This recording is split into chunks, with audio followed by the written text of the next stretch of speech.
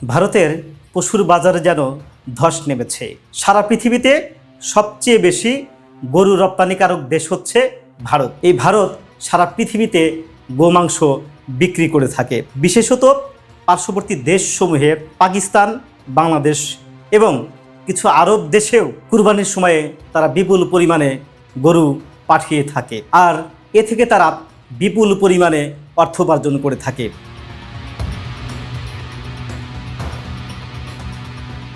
বাংলাদেশেও যেমন একজন কৃষক কুরবানি আসবার আগেই তার গরুকে মোটা তাজাকরণ করে থাকে কিছু মোটা লাভের আশায়, ঠিক তেমনি ভারতেরও অসংখ্য কৃষক তারা কুরবানি ঈদকে সামনে রেখেই তারা নানাবিধ গবাদি পশুকে বড় করে থাকেন, লালন পালন করে থাকেন বিক্রি করার আশায়। কিন্তু বিজেপি ক্ষমতায় আসবার পরে সারা ভারতে, বিশেষ করে পশ্চিমবঙ্গে গোহত্যা সহ যে কোনো পশু জবাই করা আইন করে নিষেধ করে দিয়েছে। তাহলে এখন উপায় কি? শুভেন্দু অধিকারী পশ্চিমবঙ্গে ক্ষমতায় আসবার পরেই বাংলাদেশের সাথে একটি বৈরী সম্পর্ক চলমান। তারই জের ধরে বাংলাদেশ থেকে কোনো ব্যাপারী তথা গরুর ক্রেতা ইন্ডিয়াতে যাচ্ছে না, সেখান থেকে কোনো গবাদি পশু আনছে না। ভারতের গরুর বাজার থেকে দেখা গেছে সেখানকার কৃষকেরা মোদি এবং শুভেন্দু অধিকারীকে দোষ দিচ্ছেন।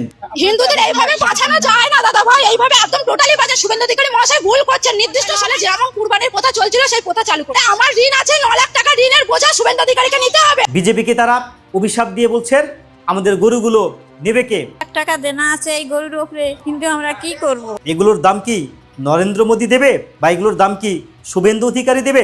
আমাদের কুরবানির প্রথা চালু করুক, নাহলে আমাদের স্বামীরা সন্তানরা সব অনাথ হয়ে যাবে, সুসাইড করবে বলছে। এর দায় শুভেন্দু অধিকারী, রেখা পাত্র এদেরকে নিতে হবে।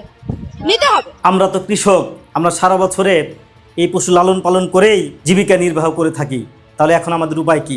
আমরা বিভিন্ন সময়ে লোন নিয়ে এই খামার করে থাকি, লোন নিয়ে আমরা পশু পরিচর্যা করে থাকি। আমাদের কাছে তো অনেক মানুষ টাকা পায়। এখন আমরা গরু বিক্রি করতে না পারলে আমাদের কি হবে? আমাদের তো বাড়িঘর বেচতে হবে। আমি প্রায় আমার লোন আছে, বন্ধন থেকে নিয়েছি 2 লাখ টাকা, স্বর্ণ জয়ন্তী গ্রুপ থেকে নিয়েছি 3 লাখ টাকা। এছাড়া আদেশ আরো মারা নিয়ে রেখেছে আমার থেকে আরো বেশি।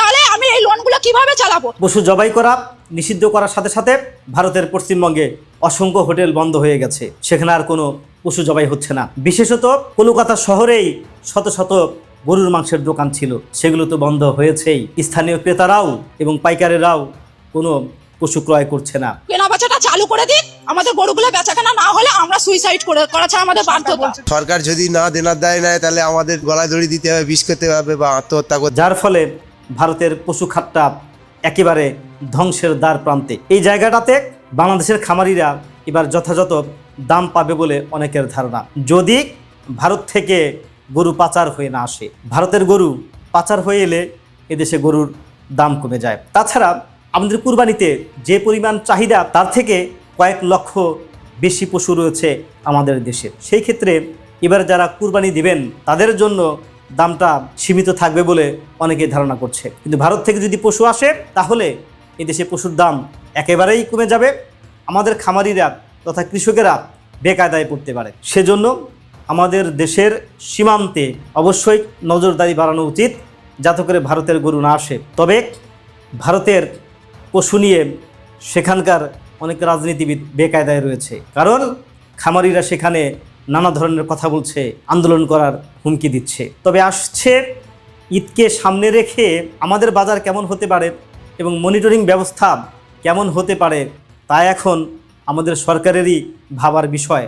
আমাদের খামারিরা যেন ক্ষতিগ্রস্ত না হয়, সেই সাথে যারা কুরবানি দেবে ক্রেতারাও যেন তাদের সাধ্য অনুযায়ী সঠিক দামে গরু কিনতে পারে কিংবা কোনো পশু কিনতে পারে, সেই ব্যাপারে সঠিক নজর দেওয়ার জন্য যথাযথ কর্তৃপক্ষের প্রতি অনুরোধ জানাচ্ছি।